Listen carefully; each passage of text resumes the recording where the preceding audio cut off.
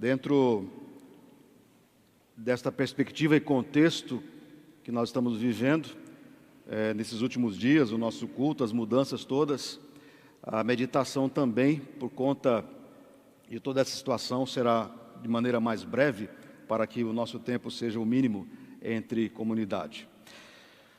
Uma mãe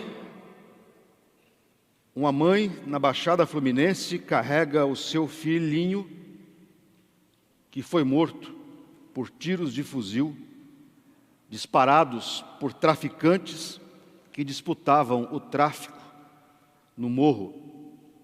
A criança, um menino, 3 anos de idade.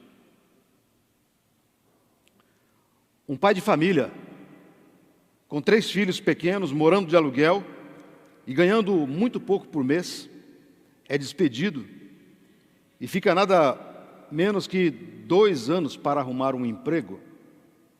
Durante esse tempo, deixa de comer para deixar a comida aos filhos.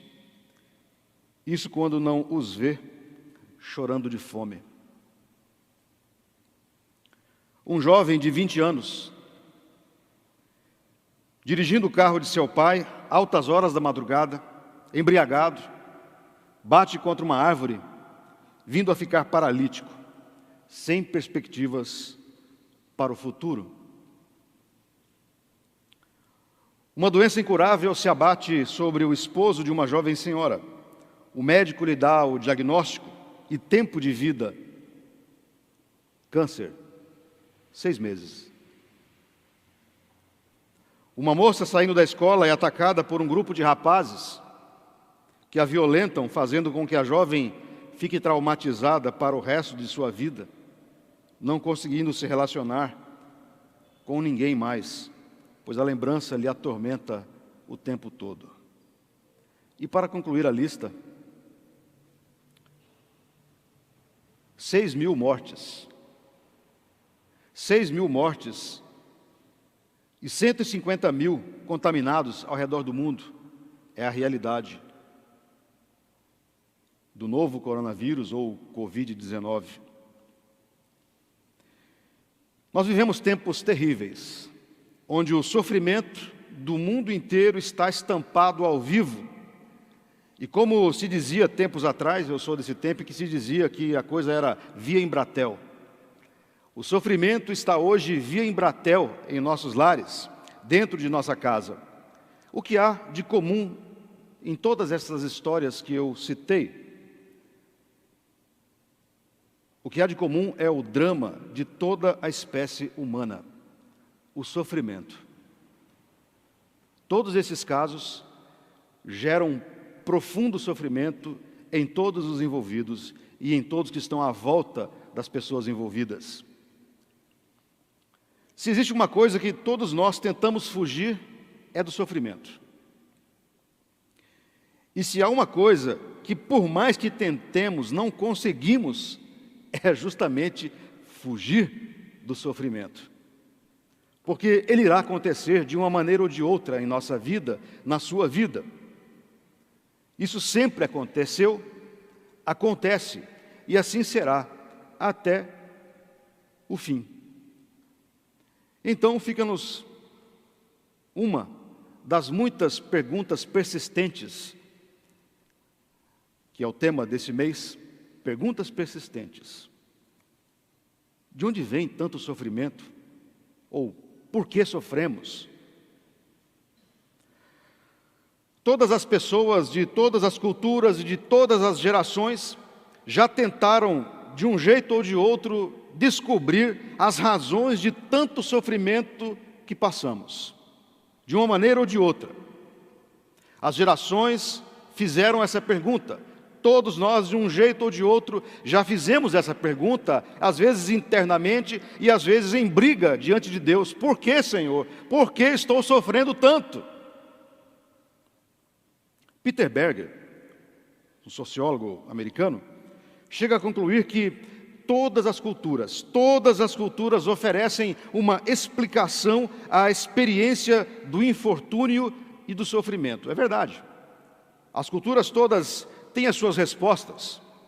E todas as culturas possuem aquilo que elas julgam ser o correto para explicar a razão do sofrimento humano. Muitos nessa linha tentaram descobrir a razão, e claro, descobrindo a razão, quem sabe talvez a cura do sofrimento. Esse foi o caso de Siddhartha Gautama, o Buda. Refugiou-se em uma floresta, depois de ver o sofrimento do seu povo, a desgraça do seu povo.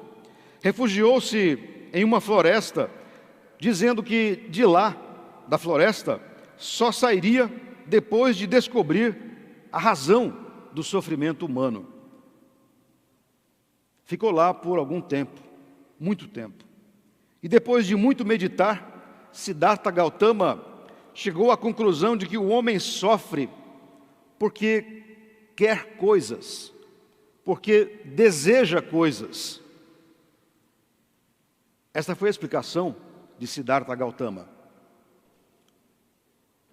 Podemos dizer que Siddhartha arranhou o problema, pois de fato, muitas vezes o homem, os seres humanos sofrem quando quer coisas e não as possui. É verdade, mas isso não explica tudo. Isso não oferece a resposta a todo sofrimento humano. Nem todo sofrimento humano é por conta de algo que se quer e não se tem. E o que dizer dos sofrimentos causados pelas doenças? Não as queremos. Siddhartha Gautama não teve respostas. O fato é que o ser humano sofre. Tanto que Jesus nos adverte, nesse texto que nós acabamos de ler, no versículo 33. No mundo passais por aflições, mas tem de bom ânimo, eu venci. E assim, podemos tentar entender um pouco melhor isso, de por que sofremos, por que passamos por situações e de onde vem tudo isso. A primeira coisa é que isso é comum à vida, é um ritmo comum da vida, o sofrimento. Há sofrimentos que simplesmente não podem ser prevenidos, por mais que tentemos. Eles simplesmente chegam e não há como apontar um culpado. Não há como responsabilizar alguém por alguns sofrimentos, ou pela maioria deles. Simplesmente acontece, simplesmente eles chegam à nossa vida e não pedem licença, eles chegam e tomam conta. É a ordem da vida. Podem ser os acidentes, dos mais leves aos mais trágicos. Podem ser as manifestações da natureza, tais como os furacões, os tornados, os tsunamis, os terremotos. E para dar asas à imaginação, a queda de um meteoro, de quem é a culpa? Não há como fazer esse tipo de pergunta. Apenas somos vítimas de tais circunstâncias. Foi o que Jesus quis dizer na última semana em que ele estava com seus discípulos. Jesus já sabia exatamente o que aconteceria a ele. E esse texto, esse trecho que nós acabamos de ler, tanto que é o título desta perícope, são palavras de despedida. É como se Jesus estivesse dizendo para os discípulos: olha, se preparem para aquilo que virá posteriormente. Vocês precisam estar preparados para isso. Mas tenham bom ânimo. Vocês vão sofrer, mas tenham bom ânimo, porque eu venci o mundo. A questão, na maior parte das vezes, não é saber o culpado. Não é isso que alivia. Não é isso que nos fortalece em meio aos sofrimentos. Mas o que nos basta saber é que eles acontecem. E podem ser imprevistos, sim. Há outra razão de sofrimentos, há outra fonte de sofrimentos, além dos casuísticos. Outra forma de explicar as origens do sofrimento está na doutrina da queda da humanidade, da queda do homem, que afirma ser a humanidade sofredora e produtora de sofrimento, não porque Deus a tenha feito assim, mas porque ela mesma se fez assim ao abusar de seu livre-arbítrio. Ou seja, uma das explicações ao sofrimento humano é o próprio pecado humano quem gera isso. E de fato, isso explica boa parte do sofrimento humano. São os crimes, as violências e todas as ações que de uma forma ou outra impõem sofrimento ao próximo. Portanto, fruto do pecado. Sejam ações de força física, sejam ações de decisões de quem detém o poder, que podem fazer o próximo sofrer. Fruto do pecado. Esta é a contradição da vida cristã. Somos salvos em Cristo, mas continuamos pecadores. E como pecadores, somos vítimas e produtores de sofrimento. Isso se mistura. Ora, sofremos as consequências do pecado e sofremos, ora, por conta de nossa própria atitude, por conta de nossa própria ação, oferecemos o sofrimento a outros que estão em nosso círculo. Esta é a contradição da vida cristã. Como pecadores, acabamos por pecar, e por conta desse pecado, acabamos de fato impondo o sofrimento aos nossos semelhantes. O profeta Jeremias nos dá um alerta a esse respeito. Lamentações 3:39. Por que, pois, se queixa o homem vivente? Por que se queixar da vida? Queixe-se cada um de seus próprios pecados. Queixe-se dos seus próprios pecados. Portanto, uma das fontes de sofrimento é o próprio pecado. Além daquilo que é casual, daquilo que é natural, que é o ritmo natural da vida e da existência humana, há o pecado. Mas há sofrimentos também, dentre estes, que são uma espécie de permissão de Deus. Não que Deus faça isso, mas que Deus permite. São as chamadas provações. Por natureza, não gostamos da disciplina. Por natureza pecadora, não gostamos da disciplina. E sabemos, todavia, que Deus disciplina seus filhos. É o que se ouve em Apocalipse 3,19. Eu repreendo e disciplino a quantos amo, disse Jesus, disse o Cordeiro. Quantos já não perceberam que, em meio ao sofrimento, Deus estava falando e direcionando a vida? Quem nunca teve uma experiência assim, de em meio ao sofrimento perceber que aquele sofrimento está sendo uma permissão de Deus para que aprendamos algo? Esta também é uma maneira de olhar e entender a razão do sofrimento. Quanto a esse sofrimento, o apóstolo Pedro nos exorta: amados, não estranheis o fogo ardente que surge no meio de vós, destinado a provar-vos, como se alguma coisa extraordinária vos estivesse acontecendo. De fato, isso é possível e sofremos, mas é um tipo de sofrimento que o seu fim é para o nosso próprio crescimento. Exemplo maior do sofrimento com permissão de Deus é a vida de Jó, é a história de Jó. Todo o contexto da história de Jó lembra isso, da permissão de Deus ao sofrimento. Mas enfim, não basta saber de onde vem. Não é isso que nos consola, saber de onde vem o sofrimento. A questão é como conviver com o sofrimento, o que fazer em meio ao sofrimento. Esta é a grande pergunta que deve ser feita. No mundo, disse Jesus, no mundo tereis aflições. Não há como fugirmos a esta verdade. Todos passamos por aflições e sofrimentos. Na afirmação de Jesus há 3 aspectos. Viver é enfrentar dificuldades. Viver é enfrentar dificuldades constantemente. Normalmente, os sofrimentos são passageiros. Não ficamos em sofrimento, mas passamos por sofrimento. Você já deve ter ouvido a expressão, vai passar. Vai passar.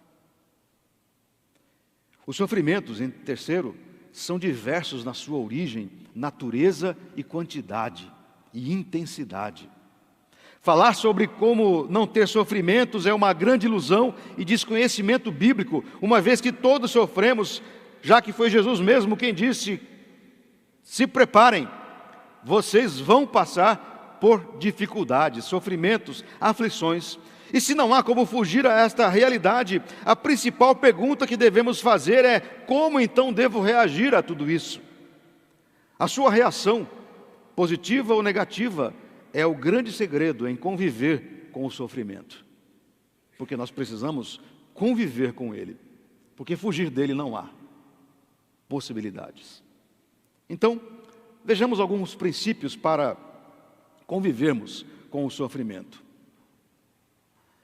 Eu não sei o que você está passando hoje, talvez você esteja vivendo um grande sofrimento. Você precisa pedir a Deus discernimento. É a primeira coisa para a gente aprender a passar pelo sofrimento, é pedir discernimento de Deus, a ajuda de Deus. Discernimento para entender o propósito e o motivo do seu sofrimento. E por que não? Senhor, há algo que Tu queres me mostrar nisso que eu estou passando? Há algo que eu deva perceber, Senhor, que eu não consigo, que eu não estou entendendo por que isso está acontecendo? Você está sofrendo porque obedeceu ou porque desobedeceu a Deus? Como esse sofrimento tem ajudado você a se aproximar mais de Deus? De que maneira, Senhor, Tu queres que eu me aproxime de Ti? É a partir deste sofrimento, desta situação. Em 1 Pedro, capítulo 4, versículo 15, o apóstolo menciona 4 males pelos quais nunca devemos sofrer. Não sofra, porém, nenhum de vós como assassino, ou ladrão, ou malfeitor, ou como quem se intromete em negócio de outrem, de outros.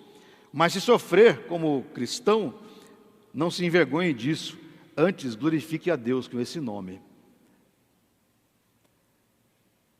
A segunda atitude que nós devemos ter, diante ou em meio ao sofrimento, é que nós não devemos estranhá-lo.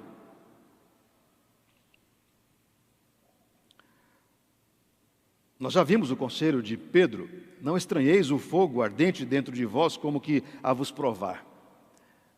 A segunda coisa, então, portanto, é não agir com estranheza diante do sofrimento. Não é razoável estranhar o sofrimento na vida de cada um de nós. Porque, afinal de contas, como vimos, eles podem vir de muitas fontes. E quantos querem viver piedosamente em Jesus, também sofrerão problemas. Portanto, não estranhemos o sofrimento. Ele faz parte da vida. Nós não somos melhores uns que os outros, a ponto de uns merecer o sofrimento e outros não. A terceira atitude é que nós devemos ter bom ânimo diante do sofrimento. Disse Jesus: mas tem de bom ânimo. Se Ele diz que nós deveríamos ter bom ânimo nos sofrimentos, é porque isso é possível. Não é algo que Ele nos peça que seja impossível, pois todo aquele que é nascido de Deus vence o mundo, e esta é a vitória que vence o mundo. Poder olhar para o sofrimento com a graça que Deus mesmo oferece. Com certeza Jesus não diria uma coisa impossível a nós, não nos pediria algo impossível, fracos e miseráveis em nossa existência que somos. A Bíblia ainda nos adverte que Deus não nos dá provação maior que as nossas forças para poder suportar tais provações. Desta forma, queridos irmãos e irmãs, nós podemos sim ter bom ânimo diante dos sofrimentos da vida. Uma quarta atitude que devemos ter é que precisamos, nesses momentos, buscar a paz em Deus. Antes de afirmar que neste mundo passaríamos por sofrimentos, Jesus disse as seguintes palavras: estas coisas vos tenho dito para que tenhais paz em mim. Ter paz em momentos difíceis é um grande desafio. É um grande desafio. Paulo sabia disso, razão pela qual disse em Filipenses capítulo 4, aprendi a viver contente em toda situação, em toda e qualquer situação. É possível aprender nesses momentos. Segundo o pastor Tim Keller, esse é o caráter da paz bíblica. É calma e equilíbrio interior, mas também é a certeza da presença de Deus e de sua proteção, que quase transcende os limites da razão. Ter paz é ter a convicção de que Deus está presente, de que Deus está atuando e agindo, e isso nos faz, com certeza, homens e mulheres que passarão pelos sofrimentos com mais graça, com mais alegria e tendo a fé renovada. Assim, queridos irmãos e irmãs, nós somos desafiados nesta manhã a colocar a nossa vida diante de Deus, a você colocar a sua vida diante do Senhor. Como eu disse, eu não sei o que você tem vivido, talvez você esteja passando por algum sofrimento, talvez não, mas você já passou e com certeza passará por eles ainda. Nesses momentos, tenhamos a clareza de que o Senhor está presente junto, dando-nos a paz. E que Ele, o Príncipe da Paz, nos ofereça a condição para passarmos pelos sofrimentos. Que Ele assim nos abençoe em tempos tão difíceis. A Ele, pois, toda a glória. Deus os abençoe.